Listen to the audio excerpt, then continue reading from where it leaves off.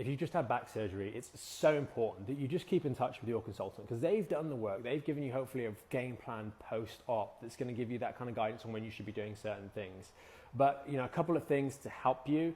Hopefully you've been working on this sort of the spinal controls strategies, the movements like the squat and the hip hinge before you've had surgery, because that's going to be the best. But if you haven't, chances are that you come out of having that disc operation and you're still making some of those same old mistakes. When every time you're getting out of a chair, you're rounding the lower back, you're bending forwards all day. Do keep an eye out, because we've got a new podcast episode coming out probably in a couple of weeks from now, which talks about this and using the tape test in more detail to actually support this section of the lower back, or at least help you be aware of that. Because if we've just had a discectomy, it gives me the inclination or the understanding that probably we don't have very good control over the lumbar spine.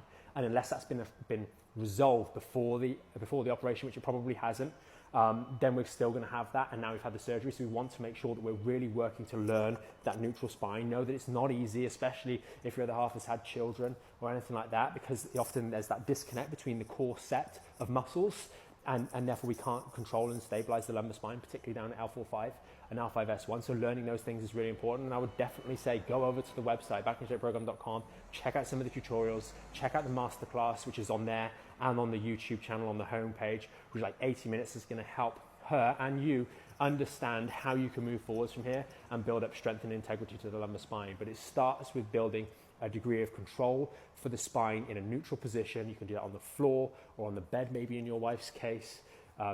Then we're going to do things like the squats and the hip hinges to continue to learn that movement, because I suspect she's still standing up, getting out of bed in the morning, albeit with significant pain. And make sure you go back to your surgeon and just keep them aware of what's going on post-op, because they need to know this. And just one final thing that's popped into my head: depending on the age of your other half, if you've got young kids, it's going to be really difficult, right? Because you've got to look after them. You've got to do things, you've got to pick them up off the floor, etc. And that's another challenge that we've got to think about. And there's ways we can do things as best as possible, but the simple answer, unfortunately, is, and it always will be, you need to get stronger and you need a pathway to do that.